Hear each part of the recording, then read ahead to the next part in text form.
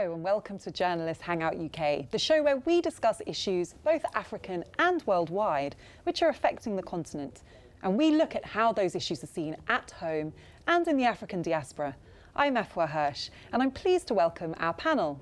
Juliana Olayinka, journalist and broadcaster, Lamre Akinola, editor of African Business, and Ayo Johnson, journalist and specialist in African affairs. Welcome everyone. This morning we are talking about the announcement that President Buhari will run for another term. Juliana, what's your first reaction to that news? First reaction, I wasn't surprised. I think after he came back from the UK last year, after a 3-month health scare, the fact that he came back from there and he came back hale and healthy, I kind of knew that, you know, if you can't kick a man when he's down, he's going to run again. You know, in a short answer, I'm not surprised at all. Well, Ayo, he has in a way shown his resilience, but at the same time, those questions about his age and his health haven't gone away, have they? It doesn't really matter. He's saying, I'm ready. He's saying, I'm fit, I'm well. As far as he's concerned, he could have been sick previously, but now he's fit to go. And besides, he's trying to send a clear message that if he stands, he's probably going to win, and the Nigerian public should try and embrace him. Lamre, very positive reactions we're getting so far to this news. I can always rely on you to be a bit countercultural. What are your thoughts? I'm afraid I have to disappoint. I think it's good news in context. I don't think it's sort of objectively great news. Many Nigerians will have very mixed feelings about it, but overall, given what's been happening in the country, I think it's not the worst thing that could happen. And is that because you think Nigeria needs some consistency in leadership, or do you think that Buhari does have something to offer that Nigeria really needs right now? I think there are two things. One is that continuity, which is really needed in Nigeria. Two, I think that people have exaggerated the economic issues that, you know, or sort of exaggerated how much Buhari has contributed to economic issues on the continent. I think that people have really overblown that, and that his track record is better than a lot of people are willing to admit.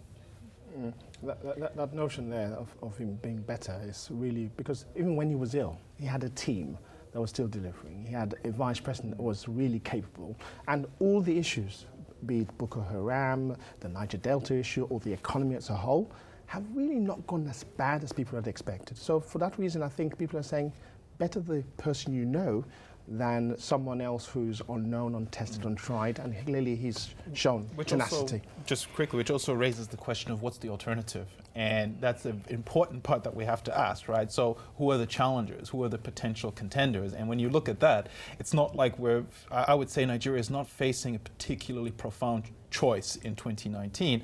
And given the last 4 years, again, I think could do much worse than Buhari staying in power, I want to come back to some of the bigger questions about how well Nigerian democracy is doing overall. But Juliana, I feel like playing devil's advocate a little bit here, because for the past year we've sat here and talked about the fact that Nigeria needed somebody who was very present and capable as a leader, and there was so much concern when so much of last year Buhari was absent in London on medical leave. So it's interesting to hear you now all saying such positive things about him. Just looking at some of the specifics about what he has achieved. Corruption is often the thing that people talk about, that he made big promises towards when he was elected. Do you feel that he has lived up to expectations in his track record on tackling corruption in Nigeria? Yeah, he has, because we've all seen it. You know, I think we have to be very careful, especially in Nigeria. Trial by media, even though we're journalists, that's something that happens a lot and can be very dangerous, especially when it comes to an election. But I want to answer your question, but not avoid it. But going back slightly, I don't think it's going to be an easy task for Buhari at all whatsoever. You know, the APC is really a coalition of previous parties. The PDP all ran in there, ANC, various others. And a lot of them were told that Buhari was going to be a one-term leader. He said it himself that he was only going to go for one term. And there are people, younger people in the north. We have Bukola Saraki in the Senate. We have El Rufai in Kaduna, who are all looking for that presidency role. And I'm not sure if they're going to necessarily give him the ticket, because he still has to win the ticket in APC. So he has confirmed that he will run again. But the APC party haven't confirmed that he will actually be the runner. So there are going to be a lot of people within APC. Bola Asiwaju Tinubu is one of them, who's been trying to get the party together to come behind Buhari. So I think the story's going to run. I don't think it's as simple as Buhari said he's going to, go against it and he will get the ticket. I think, the story about who is going to defect from APC into another party to be a strong opposition is going to be the story that lingers on. And we don't know yet what's going to happen in that respect, but we do know what's happened over the last 3-4 years. So just coming back to that initial question, how has Buhari lived up to the expectations around his ability to tackle corruption? I think the key here is the people will decide. So the party has got to decide whether he's the man for them. We have to see that. The people would then decide if he is the right president for them. So there's a lot of things that are outside of his capabilities, but I think it messes around with the rotation system which we've seen in Nigerian politics between one term, it's a Muslim leader, then it's the next term, it's a Christian leader. How is that dynamic's going to shift? And whether the Christian populace and their political affiliates would accept that as Buhari coming a second time within that mix, which we've seen previously operational with other parties. So that's one. And also, is Buhari strong enough, fit enough? Is the population going to warm up to him? We are yet to see all of this. So how much of bad publicity is going to affect him? This is a man who's seen it all. He's seen the worst, he's heard the worst, he's been hit with the worst, and he's still here. So maybe nothing can really shake him. Lanre, we talk a lot about corruption. Is that really the overriding issue facing Nigeria? We know, and we've talked on this show about the serious debt problems facing Nigeria. There are lots of pressing issues around the economy. Has Buhari demonstrated a capable leadership as far as the economic and growth prospects are concerned? Not to the level that he needed to. But, you know, these things always have to be considered in context. In the context that Nigeria has found itself in, it could have been so much worse. And I think under some alternatives, it would have been worse. Now, on key things like corruption, he hasn't lived up to expectations, but it was always going to be difficult for him to live up to expectations. They were overblown in a very similar way that expectations were massively overblown for Obama back in 2008 and 2009. It was never going to be what people sort of had imagined. That said, he surrounded himself with competent people. We can't forget that. Nigeria is not a one-person state. It's not just Buhari. His cabinet is full of people who I would say are, you know, quite competent in their fields and interested in driving some change. But the management of the economy hasn't been great. But that hasn't been helped by the falling oil prices. I mean, they inherited, you know, the worst oil slump in decades. So it was always going to be extremely tough for them. It needs to be better in the second term, if there is a second term. You know, we've been discussing that. It's not a done deal. It has to improve. But point to me the alternative that's done better. Point to me the precedent that's done better to Buhari. I can't think of one, you know. So it's sort of like, you know, is it being perfect? No. But, you know, what's the alternative? Who's going to come in and demonstrate it's going to be done better? I'm not convinced that those people are around.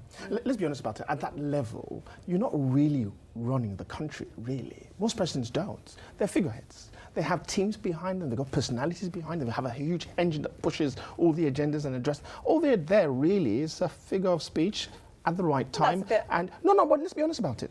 Let's be honest about it. Even in any country, whether you take the United States, Donald Trump, for example, you think he manages the government? But we're also seeing the potential for a leader to take a country in a specific direction. America's a good example of that. But who dictates that policy? Right now. Juliana, Buhari has done things to address the security situation in Nigeria. He has been visiting the north when we have had Boko Haram attacks, abductions. Do you think that he has demonstrated firm leadership as far as the threat of terrorism and security goes? Well, yes, if we look at Dapchi and the kidnapping of those girls, and you know, he visited and there are certain zones that previous presidents haven't gone to, Buhari has gone to, and also as well, we know that I think with the Nigerian presidency in particular, you have to have a collaboration. So, you know, you have to win if the South vote for you, the Southeast, the North and the Northeast, and he has had those votes. We've seen previous presidents before who haven't even won in their own region, and Buhari was able to do that. So I think he has shown that he can pull people together. I think with terrorism and security, which is huge, you know, I think Boko Haram are still not running riot, but they are still obviously a visible threat to the north. But I think that the fact that he's been able to visit those places and the fact that, you know, the Dapchi girls were released, I think has shown that, you know, he is able to tackle some things. Just very quickly, we're almost at the break, but Lanre, do you think that President Buhari has been able to overcome some of the skepticism among Christians, Southern Christians, about his background, you know, about his perceived stance on Islamism in the past. Has he managed to successfully overcome those doubts? I don't know is the answer. I can't speak for the Christian community in Nigeria. And I'd be surprised if that, if that's a non-issue, because those divisions are much bigger than Buhari again. The religious divisions are often symptomatic of political divisions and political agendas. I would say overall, he has done a good job at not dividing the country. I have to cut you off sorry, there. yeah, It's time to take a quick break now, but we do, as you can see, have plenty more to discuss. So please join us in a few moments.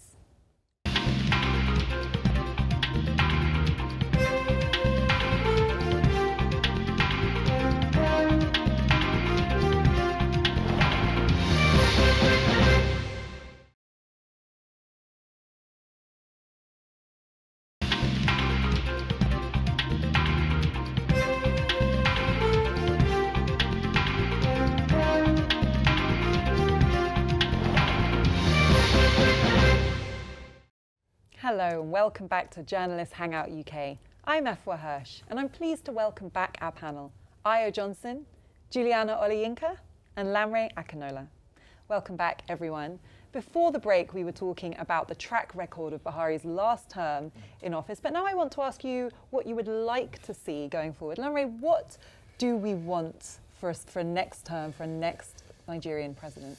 Well, what I would want as the next Nigerian president is someone like Nelson Mandela. What we need, that's not going to happen. What we need is institutionalization, which is very boring, it's very technical, but that is the single biggest problem that most African countries have is weak institutions.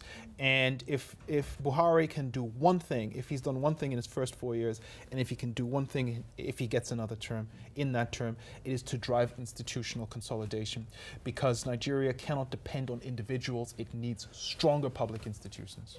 Is that something that can be achieved in a 4-year term from somebody who, as Ayo pointed out, is not a dictator, is having to negotiate a system where power is distributed through different bodies? Juliana, is a 4-year term enough for anybody to really drive the kind of change Nigeria needs? Yeah, I think so. Not because you're supposed to be a president or a head of state for your country, not for yourself. So you're doing things to hand over, to pass on. Whether they're right or wrong, the next government then comes to fix it.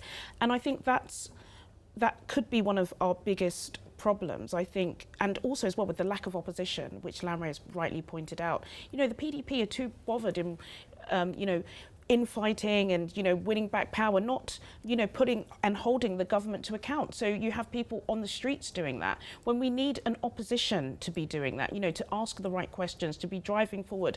So I don't think the 4 years is the problem. It's just the legacy of a previous government and not scoring points and playing politics, but actually trying to build the society. I want more for Nigeria. I think all Nigerians want more. I want to see us looked better in foreign relations. I want people to look at Nigerians and not be thinking, oh God, are they duping me or are they doing this? But to see Nigerians as a strong man of Africa and, the diversification of the economy, not doing it because, oil prices are down, but just trying to diversify. We're speaking on the eve of the Commonwealth Summit. Buhari will be here in London, meeting with other Commonwealth leaders, with the Archbishop of Canterbury. Ayo, has he been able to earn the confidence of the international community and help change Nigeria's image in a global context? Even if he hadn't, the fact that the sympathy factor is one that would come to his aid, because people have seen that he's been ill previously and he's recovered and he's wanting to push himself further to take that mantle again. So that sympathy vote, which I expect he will get locally at home, internationally, and very much so in the circles that you're talking about, would happen. I think compounding that, we must remember that the APC is a very young party, and they in itself is the point, because that's why the PDP cannot really hold them to account, because APC is young, but the people within it are not young. Yes, but the party itself is It's young. almost a coalition party. It's a youthful party nonetheless. So it has its challenges in trying to get together. And of course, the PDP party, which has been there for yonks, is trying to come to terms with what happened, the shock reality of the fact that no more in power, and they've got to fight back, and they're not sort of ready for that. So I think Buhari is sort of playing around with all of this. He knows the gameplay. He's been there before. He understands he's got the sympathy vote, and he's going to make sure he makes capital out of it. I've never heard of a sympathy vote before. Well, there is a sympathy vote. They wouldn't be voting for Buhari because of sympathy. Well, they will because of the fact that, you must remember, Africans vote, one, because they see people who are slightly smarter, sharper, and of course the age factor is a major factor in African play anyway. The older you are, the wiser they think you are. In European circles, they think that the older you are, the less likely you are so. So that comes to play. Lanre, Nigeria, as we've talked about this before, but it's so important, is a country with a young population. We have government by old men, not just in Nigeria, but across Africa, almost without exception at the moment.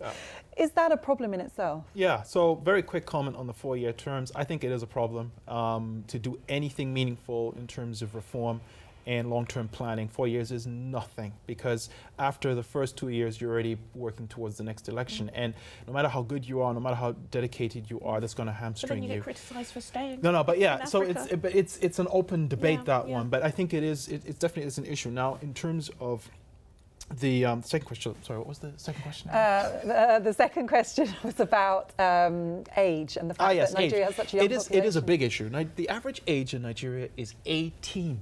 The population is almost 200 million, 18. Buhari 75. Atiku Abubakar, his likely opponent, is what, 72, 73, something like that. That gap, and given the technology-driven age that we live in and the age of rapid change, it has to be a problem. Not necessarily, and it doesn't have to be terminal, but you have to be able to relate to the world we live in. And I think that is questionable, and there's nothing personal against Buhari. So yeah, there is a need for fresh leadership, which is why I think, I come back to the point I made in the first half, Nigeria could do much worse. That's not an endorsement, it's a sort of acceptance of the realities on the ground. I've noticed some very lively debates in kind of African political circles lately about countries like Rwanda, where they are not having transfers of power regularly. I think many people aspire to the fact that it looks very functional. The streets are clean. Everyone comments on the fact the electricity is so reliable, it's attracting investment. Is there an appetite, do you think, in Africa for people to question this model of multi-party democracy, of this kind of endless cycle of elections? Obviously, Buhari himself has been involved in military dictatorship before. It's not something that's not been tried. But Ayo, do you think that there is grounds to question whether this very Western model of multi-party, constant elections is really what a country like Nigeria actually needs? Not necessarily, no. I think the Rwanda model is the one that I really love. Paul Kagame has done really well. For me, as far as I'm concerned, he can stay there forever. If you're doing as much as you're doing, the way you're doing it, and everyone's really respecting that, he can stay there. And if Nigeria, as far as I'm concerned, can develop, evolve like Rwanda has since 1994 when they had their problems, I think Buhari and anybody who has been able to achieve that can stay forever, in my view. Nigeria can't be compared to Rwanda. No, but I'm just saying, but she brought them Rwanda. I would challenge it's a model, which I like. Challenge that, because if you look at the human rights situation in Rwanda, for example, people say that stability has been achieved at the expense of civil rights, journalists and opposition leaders who have been jailed or exiled. Not every time you need civil rights. Well, let me ask you, Juliana, in terms of human rights, civil liberties, has Buhari helped Nigeria gain a reputation as a country where these democratic principles are being protected? They are, because Nigerians are, sorry to use the word, woke. I think Nigeria, we're not going to have a situation in Nigeria that we had in Azerbaijan earlier this week where, 89% of the population just blindly voted for somebody who's been in power for a long time. Nigerians are constantly speaking. I've never, ever heard about the internet being shut down. Nigerians know very much what's going on the ground and who they want to vote for, what they want, their rights.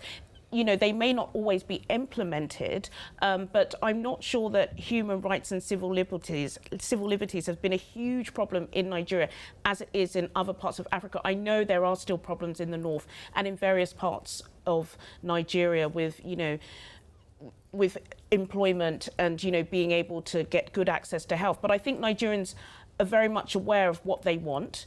And if it's not happening, they get out on the streets and they say they want it. They're not going to rely on their leader to tell them and dictate to them. I don't think so. And I haven't seen anyone out in the street saying we do not want Buhari. Well, Lanre, let me ask you, no one can question whether Nigerians take part in democracy, and elections are quite something to behold in Nigeria. Is there enthusiasm for the next election? And has Buhari himself been able to overcome really quite a remarkable legacy, having been a military dictator himself, albeit briefly, in the 80s? Are his democratic credentials now beyond question? These are big questions. There is a lot of work that needs to be done. I'm going to go back to this, it's boring, that needs to be done on strengthening institutions in Nigeria. A lot of the democratic activism is quite superficial. It's superficial not because there isn't a lack of passion or interest or desire to have more meaningful representation, but because Nigeria doesn't have the right kind of movements. Its labor unions are basically, I mean, I got to choose my words carefully here. They're like organized groups that don't necessarily represent the interests of the workers, and the political parties are non-ideological elite coalitions. So the underlying need is to strengthen institutions, because that energy, I don't think, is necessarily translating into any meaningful pressure on government and any meaningful pressure in terms of holding governments to account. Not for lack of desire, but for lack of the right institutions. And Juliana, you've said a number of times in the show that the opposition is not working properly in Nigeria and holding the government to account. How important is that when we're looking at the next term? It's vital, because then it's the people that do it. We can't play social media politics. It's not, WhatsApp groups, and I'm in loads of them, and everybody's talking about this is what we need to do. We need to be there, we need to be here, and it's on Twitter. Where are the PDP? Stop infighting. Stop, talking about corruption. Start building an opposition that is going to hold the government to account. And if you don't have that there, you have people doing it on the streets, and it's not fair. So much more to talk about, but it's time to finish now today. Don't forget to follow us at RealJHUK on Facebook, Twitter and Instagram. I'm Efwa Hirsch from the entire team here in London. Goodbye. And thank you for watching Journalist Hangout UK.